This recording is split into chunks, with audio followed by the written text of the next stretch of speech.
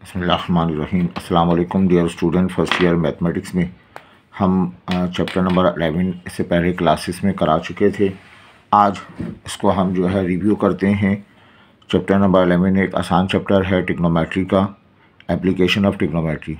इस रिव्यू करने का मकसद ये है कि आप जब कभी इस चैप्टर को रिवाइज़ करने बैठें तो ये 20-25 मिनट का लेक्चर सुन लें, सारे फार्मूले आपके जहन में आ जाएंगे और फिर आप एक्सरसाइज की प्रैक्टिस कर सकते हैं, इवन एमसीक्यू कर सकते हैं। ठीक है, हमने एक प्लेलिस्ट बनाई है अपने इस यूट्यूब में जिसमें हम जितने भी चैप्टर्स हैं उन चैप्टर के रिव्यू को एक साथ जो है वो वहाँ पे प्लेलिस्ट में शामिल करें। आप यूट्यूब प्लेलिस्ट में जाके देख सकते हैं। इससे पहले हमने कौन कौन से चैप्टर्स रिव्यू कराए हैं। आप बेटा स्टार्ट करते हैं। First year mathematics new book chapter number 11।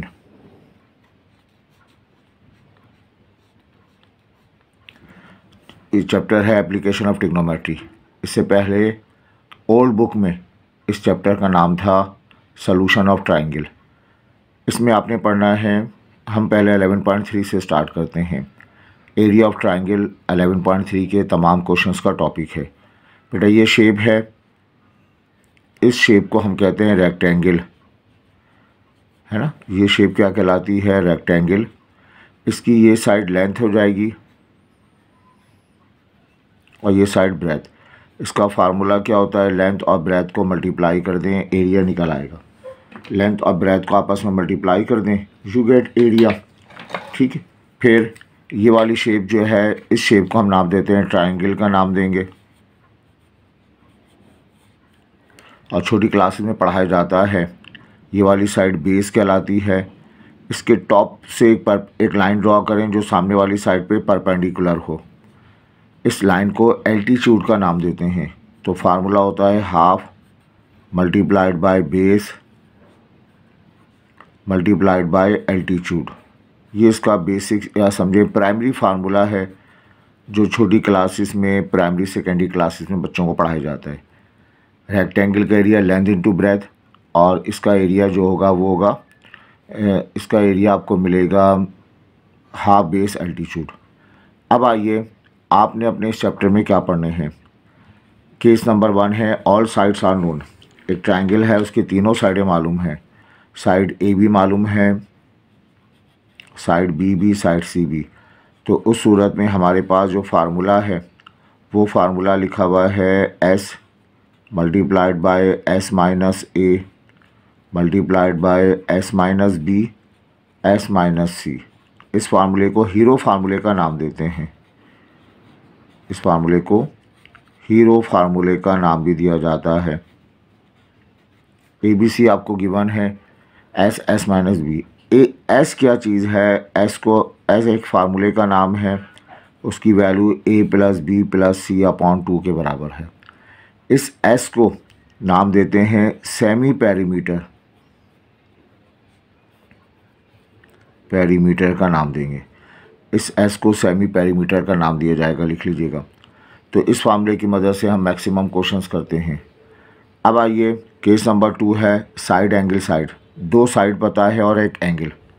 किसी ट्रायंगल में टू साइड्स मालूम है आपको, ये दो साइडें मालूम है, इनके दरमियान बनने वाला एंगल मालूम है। उस सूरत में एरिया मालूम करने का फार्मूला, फ़र्ज़ करें वो दो साइडें ए बी मालूम है, मिसिंग कौन सा है? सी। तो सी का कॉरस्पॉन्डिंग साइन गामा रिप्लेस कर दिया जाएगा। हाफ ऑफ ए सी, फ़र्ज़ करें दो साइड ए सी मालूम है, मिसिंग साइड कौन सी है? बी। बी का कॉरस्पॉन्डिंग एंगल बीटा, तो हाफ साइन बीटा रिप्लेस कर दिया जाएगा। ऑफ है हाफ बी सी। अब बताएं मिसिंग साइड कौन सी है? ए। ए का corresponding and sine alpha replace कर दिया जाएगा। तो ये एरिया ऑफ ट्रायंगल के फार्मूले हैं। अब इसमें एक फार्मूला आपके पास है, case number 3 2 angles and 1 side. बेटा इस ट्रायंगल में, इस चैप्टर में जब कभी दो एंगल मालूम हो तो फर्स्ट फाइंड थर्ड एंगल। आप पहली सूरत में थर्ड एंगल मालूम करें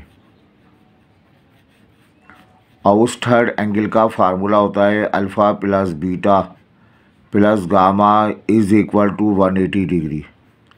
जब कभी तीनों एंगल मालूम हो तो तीसरा एंगल इस फार्मूले से मालूम करते हैं। अब तीनों एंगल मालूम हो गए, आपको एक साइड गिवन है, फ़र्ज़ करें साइड ए गिवन है तो हाफ ए स्क्वायर और उसके साथ साइन की फैमिली लिख देंगे। ए का कॉरस्पॉन्डिंग अल्फ़ा, तो बेटा यहाँ पे साइन अल्फ़ा आ जाएगा। ऊपर लिख दिया जाएगा sign beta multiplied by sine gamma. और समझें, फ़र्ज़ करें आपको एक साइड मालूम है, वो साइड बी है तो हाफ बी स्क्वायर। अब बी का कॉरस्पॉन्डिंग साइन बीटा रिप्लेस करेंगे, है ना, और बी का कॉरस्पॉन्डिंग हम साइन बीटा रिप्लेस करेंगे। ऊपर आ जाएगा sine alpha into sine gamma. एक साइड मालूम है, फ़र्ज़ करें साइड वो सी मालूम है तो फार्मूला हाफ सी स्क्वायर आ जाएगा। सी का कॉरस्पॉन्डिंग एंगल साइन गामा, ऊपर लिखा जाएगा sine alpha multiplied by sine beta. तो ये हमारे पास 3 केस हैं, case number 1, case number 2, case number 3। पूरी एक्सरसाइज इन्हीं फार्मूलों पर बेस करती है। आपने एक फार्मूला और याद रखना है कि अगर कभी आपको तमाम साइडें मालूम हों, all sides are equal, then तो उसका मतलब है तीनों साइडें इक्वल हैं, वो एक इक्विलेटरल ट्रायंगल है। सपोज़ कर लें वो तीनों साइडें किसके बराबर हैं, एक्स के बराबर हैं, और उस सूरत में उनका फार्मूला आपने याद रखना है √3/4 एक्स स्क्वायर। ये उसका फार्मूला है। अगर तीनों साइडें मालूम हैं √3/4 एक्स स्क्वायर। बेटा एक चीज़ और याद रखिएगा, 45 डिग्री इसको पढ़ेंगे क्या हम, 45 डिग्री 30 मिनट्स, 45 डिग्री 30 मिनट्स। लेकिन हम इसको इस्तेमाल कैसे करते हैं, 45 प्लस इस 30 को डिग्री में कन्वर्ट करना हो, 30 को 60 से डिवाइड कर देंगे। कैलकुलेटर में 0.5 आएगा तो 45.5 डिग्री इस तरह इसको यूज़ करेंगे।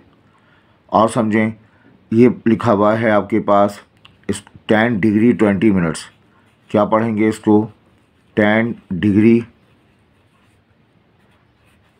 20 मिनट्स पढ़ा जाएगा।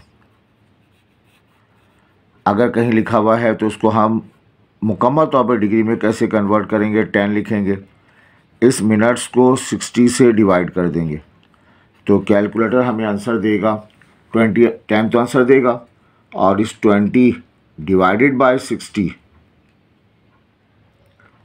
0.33 आएगा तो ये मिलेगा 10.33 डिग्री। तो मुकम्मल जवाब आ जाएगा 10.33। इसका ख्याल रखिएगा, इस टाइप के क्वेश्चंस काफ़ी तंग करते हैं। मिनट्स में दिया जाए तो इस तरह से हम कन्वर्ट करके फिर इस रिज़ल्ट को अपनी कैलकुलेशन में शामिल करेंगे। आई होप ये क्लियर है। आगे बढ़ते हैं बेटा।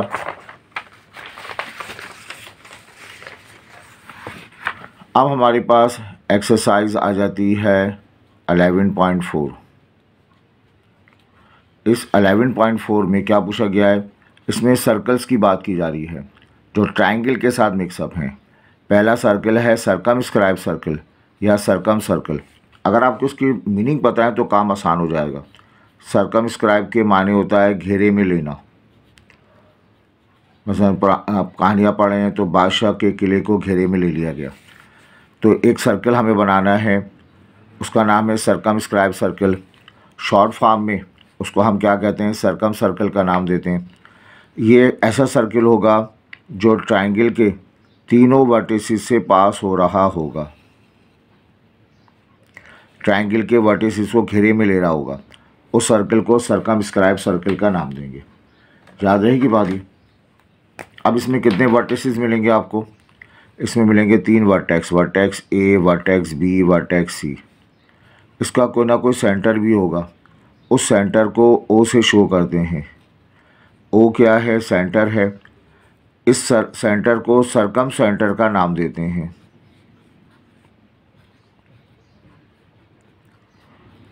अब पॉइंट ए को ओ से मिला दें, पॉइंट बी को ओ से मिला दें, या पॉइंट सी को ओ से मिला दिया जाए। अगर पॉइंट बी को ओ से मिला दें तो ये डिस्टेंस आर कहलाएगा, इसे कैपिटल आर का नाम देते हैं। ये कैपिटल आर, इसको मालूम करने का फार्मूला होता है, वो फार्मूला आपको याद होगा ABC/4 डेल्टा। ये इसका फार्मूला है ABC/4 डेल्टा। इस आर को कहते क्या हैं? सरकम सेंटर का नाम देते हैं। ये ABC क्या है?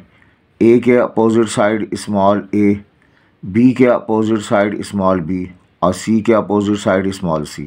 डेल्टा क्या है? एरिया ऑफ ट्राइंगल है। कैसे मालूम करेंगे? पीछे हमने जो फार्मूला बताया ना, hero formula, under root of क्या फार्मूला है? s minus a, s minus b, s minus c। इस फार्मूले से मालूम करेंगे। तो क्वेश्चन होगा कैपिटल आर मालूम करो, तो ये फार्मूला अप्लाई करके कैपिटल आर मालूम करेंगे। अब आइए, ये एक सर्कल है, इंस्क्राइब सर्कल। इन सर्कल, इंस्क्राइब का मतलब महसूर होना, मतलब बादशाह की कहानी में बादशाह जो अंदर होता है उसको कहते हैं इंस्क्राइब। तो एक ऐसा सर्कल जो ट्राइंगल के अंदर मौजूद हो, उसकी तीनों साइड्स को टच कर रहा हो। बच्चों, इस सर्कल को इंस्क्राइब सर्कल का नाम देंगे। इसका एक सेंटर पॉइंट होगा, उसको आई से शो करते हैं। आई क्या है? इन सेंटर ऑफ सर्कल। आई को नाम देंगे इन सेंटर। अब इसमें एक लाइन ड्रॉ करें, परपेंडिकुलर ड्रॉ करें, जो सामने वाली साइड को टच कर रहा हो। परपेंडिकुलर ड्रॉ करेंगे। इसको हम स्मॉल आर से शो करेंगे। इसका फार्मूला होता है डेल्टा अपॉन एस के बराबर इसका फार्मूला होता है। ये आर, इसको कहेंगे इन रेडियस का नाम दिया जाएगा। डेल्टा का तो फार्मूला वही है, और उसमें जो एस इस्तेमाल होता है, जो सेमी पेरीमीटर कहलाता है, उसका फार्मूला A+BC/2। ये इस ट्राइंगल को ABC का नाम दिया गया।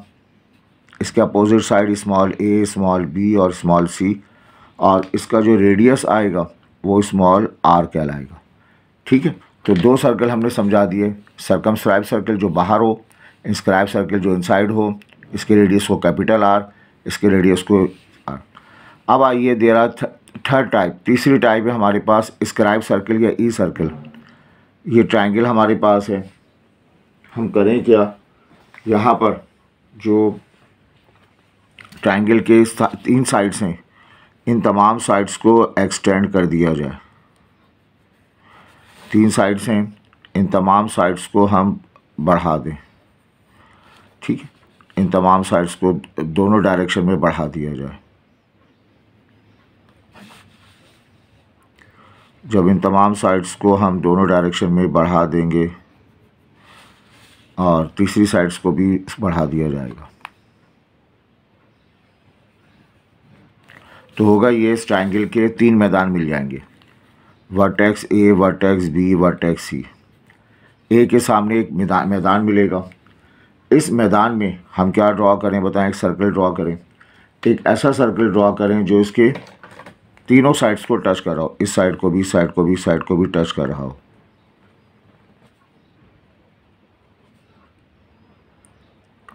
कोशिश करते हैं हम। ये सर्कल हमने ड्रॉ किया जो इस साइड को भी टच कर रहा है, इस साइड को भी टच कर रहा है, इस साइड को भी टच कर रहा है। इसका ये क्या कहलाएगा? Centre point. इसे हम I1 से शो करेंगे।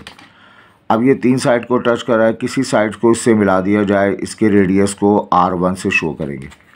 और ये R1 क्या कहलाएगा बताइए?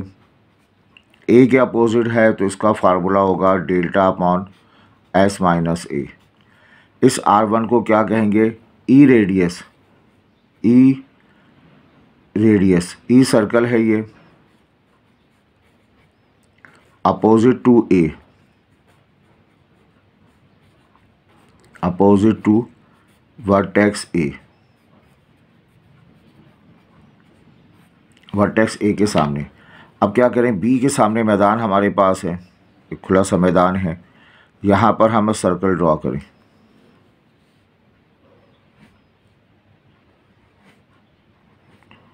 ये हमने एक बड़ा सा सर्कल ड्रॉ कर दिया, ये कुछ बेहतर बनाए।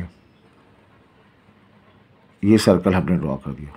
ये सर्कल बी के अपोजिट है, इसके सेंटर को I2 का नाम दें। ये 3 साइड को टच कर रहा है, तो किसी एक साइड से इसको मिला दें, इसके रेडियस को R2 कहेंगे। और ये R2 आपको मिलेगा, बी के अपोजिट है तो इसका फार्मूला पढ़ा जाएगा delta upon S minus B, इसका फार्मूला पढ़ा जाएगा। आई होप ये क्लियर है। फिर आपने वर्टेक्स सी के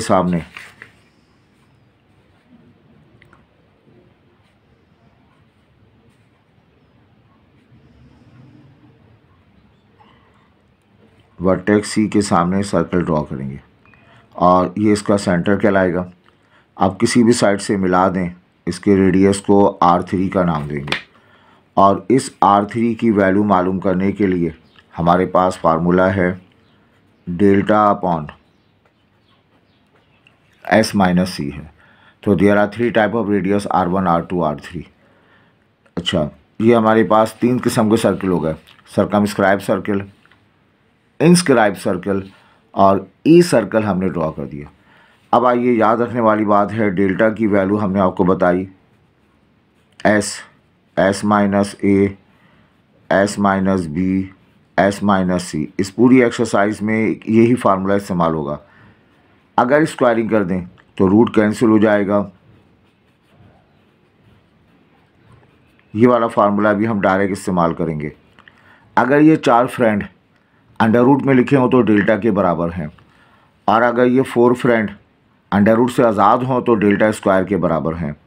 बेटा S का formula A plus B plus C divided by 2 होता है।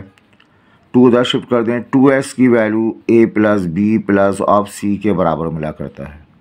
ठीक है, अब कुछ फार्मूले पढ़ेंगे जिसे हम कहते हैं हाफ एंगल फार्मूले। हाफ एंगल का मतलब एंगल अल्फ़ा उसको 2 से डिवाइड कर दें हाफ, एंगल बीटा उसको 2 से डिवाइड कर दें हाफ। अब ये सारे फार्मूले अंडर रूट में लिखे जाते हैं। कॉस के साथ आसान बात है, S लिखेंगे, अल्फ़ा का कॉरस्पॉन्डिंग S माइनस ए लिख देंगे। अल्फ़ा के सामने A साइड होती है, ऊपर A लिखा हुआ है तो BC आ जाएगा। बीटा बाई 2, S तो सब में कॉमन लिखा जाएगा। बीटा है तो S माइनस बी लिखेंगे हम। B के अलावा साइड कौन सी होती है? AC। गामा है तो S माइनस सी रिप्लेस कर देंगे। C के अलावा साइड कौन सी है? AB। AB को रिप्लेस कर दिया जाएगा। साइन के केस में थोड़ा डिफरेंट है।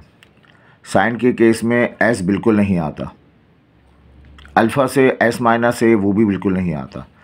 बाकी रिज़ल्ट आते हैं S minus B, S minus C, और B और C उसको डिवाइड कर देंगे। साइन के रिज़ल्ट में S नहीं आता। बीटा से क्या बनता है? S माइनस बी, वो भी नहीं आता। S minus A, S minus C, और डिवाइड कर देंगे AC। साइन वाला केस कॉस का अपोजिट है। 16 शबनम है, ये बिल्कुल अलग अलग हैं। जो उस कॉस में आता है वो साइन में नहीं आता। S यहाँ पे नहीं आएगा, गामा से S माइनस सी नहीं आएगा। S minus A, S minus B upon A B लिखा जाएगा। ये फार्मूले हैं। अब इसमें tan के फार्मूले भी होते हैं, वो साइन और कॉस को डिवाइड करके हासिल करेंगे। कॉट का फार्मूला बनता है कॉस और साइन को डिवाइड करके हासिल करेंगे। वो ब्लैंक्स में आएगा, वो हम आपको समझा देंगे। आए बेटा, इसका एक लास्ट पेज शायद होगा। अच्छा, 1-2 पेज और हैं। ये हम आ जाते हैं एक्सरसाइज 11.2 पर। ठीक है, 11.2 में कोसाइन लॉ इस्तेमाल करते हैं और ओरिजिनल फॉर्म है थर्ड साइड मालूम करने के लिए। ट्रायंगल में 3 साइड हैं ABC। अगर थर्ड साइड A स्क्वायर मालूम करनी हो तो A के अलावा साइड कौन सी होती हैं? B और C होता है। ये ट्रायंगल आपके पास है, वर्टेक्स A के लिए फार्मूला है तो A का कॉरस्पॉन्डिंग एंगल अल्फ़ा, तो माइनस इस A स्क्वायर का फार्मूला, A के अलावा साइड कौन सी हैं? B और C, तो B square C square minus फार्मूले का 2 ये वाला BC। A का कॉरस्पॉन्डिंग एंगल अल्फ़ा, तो कॉस अल्फ़ा रिप्लेस कर दिया जाएगा। अब देखें, मैं B स्क्वायर का फार्मूला बनाना चाहता हूँ। आप सोचें B के अलावा साइड कौन कौन सी होती हैं? A और C, तो ए स्क्वायर सी स्क्वायर माइनस फार्मूले का 2, इन दोनों की मल्टीप्लिकेशन ए सी, इन दोनों की मल्टीप्लिकेशन ए सी। बी है तो बी के साथ क्या बन जाएगा, कॉस बीटा बन जाएगा। अगर सी स्क्वायर का फार्मूला बनाना चाहते हैं, सी के अलावा साइड कौन सी हैं, ए स्क्वायर और बी स्क्वायर -2, इस ए बी को रिप्लेस कर देंगे। सी का कॉरस्पॉन्डिंग एंगल गामा, तो कॉस गामा इसको पढ़ा जाएगा। आई होप ये क्लियर है। अब इसकी एक अल्टरनेटिव फॉर्म भी होती है कोसाइन लॉ की। इस इक्वेशन नंबर 1 को अगर मैं थोड़ा मॉडिफाई कर लेता हूँ, इसको इधर शिफ्ट कर दें, इसको इधर शिफ्ट कर देंगे, तो बी स्क्वायर सी स्क्वायर माइनस का ए स्क्वायर, जब इसको मैंने इधर शिफ्ट किया तो 2bc साथ में चला आया, वो डिवाइड में आ जाएगा। ये अल्टरनेटिव फॉर्म है कोसाइन लॉ की, इस्तेमाल की जाती है क्या मालूम करने के लिए, एंगल मालूम करने के लिए। कब, जब ए बी सी आपको पता हो। अब कॉस बीटा का फार्मूला, कॉस बीटा का फार्मूला, बीटा का कॉस बीटा ये वाला, ये उधर शिफ्ट होगा, ये वाला इधर शिफ्ट होगा, ए स्क्वायर यहाँ जो पॉजिटिव नंबर है उसको हम शिफ्ट कर देंगे, कॉस गामा ये इधर शिफ्ट हुआ, ये इधर शिफ्ट हो गया, ए स्क्वायर माइनस सी स्क्वायर अपॉन ये आ जाएगा 2ab आ जाएगा। ये फार्मूले हमारे पास हैं। ये कोसाइन लॉ की ओरिजिनल फॉर्म है, ये अल्टरनेटिव फॉर्म है। साइन लॉ के लिए फार्मूला होता है, अब साइन लॉ भी इस्तेमाल करते हैं। ऊपर तो ए बी सी रिप्लेस कर देंगे, नीचे आ जाएगा साइन, ए का कॉरस्पॉन्डिंग अल्फ़ा, बी का कॉरस्पॉन्डिंग बीटा, सी का कॉरस्पॉन्डिंग गामा, तो ए बी सी का ये फार्मूला हासिल हो गया। इसके अलावा लॉ ऑफ टेंजन होता है, law of tangent alpha minus beta upon 2, नीचे यही चीज़ alpha plus beta upon 2, alpha से बनेगा ए माइनस बी, नीचे आ जाएगा ए प्लस बी। और टेंजन का फार्मूला अल्फ़ा बीटा हो गया, 3 एंगल हैं अल्फ़ा बीटा और गामा, अल्फ़ा बीटा के साथ बनाया, अब बीटा गामा के साथ बनाए, beta minus gamma upon 2, beta plus gamma upon 2, beta minus gamma का मतलब बी माइनस सी अपॉन बी प्लस सी। अब अल्फ़ा बीटा हो गया, बीटा गामा हो गया, अब गामा अल्फ़ा के साथ बना ले, gamma minus alpha upon 2, gamma plus alpha upon 2, तो यह हो जाएगा सी माइनस ए, और अपॉन में क्या आएगा सी प्लस ए। तो 3 लॉ है हमारे पास, ये तो कम इस्तेमाल करते हैं। एक कोसाइन लॉ 2 तरह है, डायरेक्ट और अल्टरनेटिव, और एक साइन लॉ है, एक लॉ ऑफ टेंजेंट है। आई होप ये क्लियर है। इसके बाद देखें हमारे पास बस एंडिंग पर है चीज़ें। अगर आपको ट्रायंगल को सॉल्व करना हो, सॉल्व ट्रायंगल को सॉल्व करना हो तो आपने 6 चीज़ें मालूम करनी है, 6 कंपोनेंट, ए बी सी मालूम करना है, अल्फ़ा बीटा और गामा मालूम करना है। अगर किसी ट्रायंगल को सॉल्व करना है तो उसका मतलब है आपको ए बी सी मालूम करना है, अल्फ़ा बीटा गामा मालूम करना है। तो एग्रीमेंट होता है, 3 चीज़ें आपको बता दी जाएंगी, बाकी 3 चीज़ें मालूम करनी होंगी। अगर तीनों साइडें पता हैं तो पहला स्टेप अल्फ़ा मालूम करना है, दूसरा स्टेप बीटा मालूम करना है, तीसरा स्टेप गामा मालूम करना है, थर्ड स्टेप इस फार्मूले से मालूम करेंगे। अगर तीनों साइडें मालूम हैं तो cos alpha cosine law apply कर देंगे हम। क्या फार्मूला है, बी स्क्वायर प्लस सी स्क्वायर माइनस ए स्क्वायर अपॉन 2bc। बीटा मालूम करना है तो कोसाइन लॉ इस्तेमाल करेंगे, कॉस बीटा का फार्मूला वो आपने पढ़ रखा है, माइनस का बी स्क्वायर ए स्क्वायर प्लस सी स्क्वायर अपॉन 2ac। जब कभी तीनों साइडें मालूम हों तो आप अल्फ़ा बीटा इन फार्मूले से मालूम करेंगे। टाइप नंबर 2 है साइड एंगल साइड। ये साइड आपको गिवन है, साइड गिवन है, उनके दरमियान वाला एंगल गिवन है। मैं कहता हूँ इसको विक्ट्री वाली बात है, एक साइड गिवन है, दूसरी साइड गिवन है, उनके दरमियान एंगल गिवन है। तो पहली फुर्सत में आप थर्ड साइड मालूम करें। थर्ड साइड किस तरह मालूम करेंगे, कोसाइन लॉ से। कोसाइन लॉ की थर्ड साइड वाला फार्मूला पीछे लिखा हुआ है। अब क्या मालूम करेंगे, दूसरा स्टेप, तीनों साइडें मालूम हो गई, अब आप एंगल मालूम करेंगे, वो भी कोसाइन लॉ से मालूम करेंगे। और कॉस अल्फ़ा वाला फार्मूला या कॉस बीटा वाला फार्मूला या कॉस गामा वाला फार्मूला अप्लाई करते हुए तीसरा स्टेप है एक और एंगल मालूम करेंगे। वो angle alpha plus beta plus gamma is equal to 180 degree से मालूम किया जाएगा। ठीक है। Type number 3, angle angle side. तीन बातें गिवन है, दो साइडें गिवन हो तो थर्ड साइड मालूम करें कोसाइन लॉ से। दो एंगल गिवन हो तो आप पहली फुर्सत में थर्ड एंगल मालूम करें। Alpha plus beta plus gamma 180 वाले फार्मूले से मालूम करें थर्ड एंगल। फिर आप साइड मालूम करेंगे, ये दोनों काम आप साइन लॉ 2 मरतबा अप्लाई करके सॉल्व करेंगे।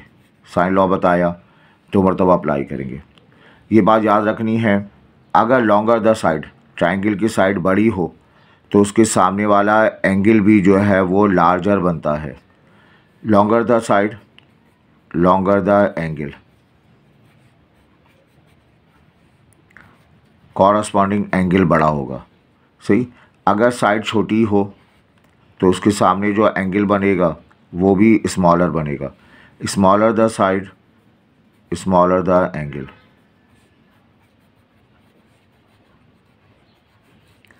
इसकी एग्जाम्पल फ़र्ज करें ए, बी और सी आपको गिवन है। ए की वैल्यू 10 है, बी की वैल्यू 8 है, इसकी वैल्यू 5 है। अब बताइए इसमें स्मॉलेस्ट एंगल कौन सा होगा? या तो अल्फ़ा होगा या बीटा होगा या गामा होगा। इन तीनों में सबसे छोटी साइड सी है, सी का कॉरस्पॉन्डिंग एंगल गामा जो है वो सबसे छोटा एंगल होगा, तो आप कॉस गामा वाला फार्मूला अप्लाई कर देंगे। अब बेटा बस एंड पर है, दो किस्म की ट्रायंगल होती हैं। अब तक हमने जो बात की वो ऑब्लिक ट्रायंगल थी। कौन सी ट्रायंगल थी? ऑब्लिक, मतलब उसमें एंगल 90 डिग्री का नहीं था। अब हम जो 11.1 पढ़ा रहे हैं आपको, ये एक राइट एंगल ट्रायंगल है। इसमें एक एंगल 90 डिग्री का होगा। ये vertex A, vertex B, vertex C. C के सामने वाली साइड हाइपोटेन्यूस, बी के सामने वाली साइड बेस और ये वाली साइड परपेंडिकुलर। तो एक एंगल, इसमें एक एंगल 90 डिग्री और राइट एंगल। ये टोटल अलग केस है, छोटी क्लासेस में पढ़ाया जाता है। इसके फार्मूले अलग हैं, इसके रूल्स रेगुलेशन अलग हैं। होती ये भी ट्रायंगल है। इसमें जो हम रूल इस्तेमाल करते हैं वो 90 के अपोजिट हाइपोटेन्यूस है, तो ये हाइपोटेन्यूस का स्क्वायर। याद है इस थ्योरम को क्या कहते हैं? शाबाश, पाइथागोरस थ्योरम कहते हैं। बेस स्क्वायर परपेंडिकुलर का स्क्वायर, ये इसका फार्मूला है। अगर सी के सामने स्मॉल सी है तो उसे सी स्क्वायर, बी के सामने स्मॉल बी है तो बी स्क्वायर, ए के सामने स्मॉल ए है तो ए स्क्वायर। लेकिन ज़्यादातर ये फॉर्म बेहतर है, हाइपोटेन्यूस का square, base square, perpendicular square. दो साइडें मालूम हो तो थर्ड साइड इस फार्मूले से मालूम करेंगे। एंड वाली बात मैंने इसमें बता दी।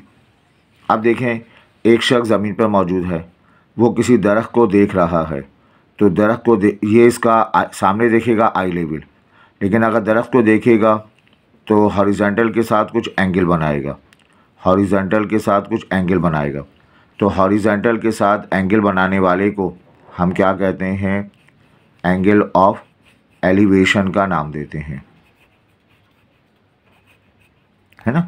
हॉरिजॉन्टल के साथ ऊपर की तरफ देखेगा तो उसको एंगल ऑफ एलिवेशन। छत पर आप जाकर चाँद को देखते हैं तो वो एलिवेशन पे मिलेगा आपको। बस बेटा ये आखिरी बात देख लें, अगर आप छत पे मौजूद हैं, सामने देख रहे हैं, तो ये इसका आई लेवल कहलाएगा।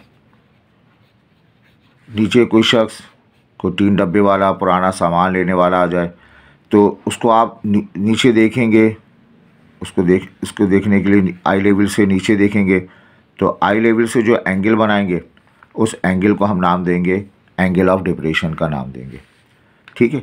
दो याद रखिएगा, दो लाइन इंटरसेक्ट कर रही हैं, दो लाइन पैरेलल है, एक लाइन इंटरसेक्ट कर रही है।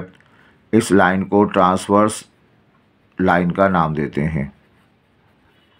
ये ट्रांसवर्स लाइन जो एंगल बनाएगी, एंगल 1, एंगल 2, इस एंगल को, ये दोनों एंगल कॉन्ग्रुएंट होते हैं, अल्टरनेटिव एंगल कहलाते हैं। आई होप ये क्लियर है। तो उम्मीद है ये लेक्चर आपके समझ में आया होगा और अपने दोस्तों के साथ शेयर करें।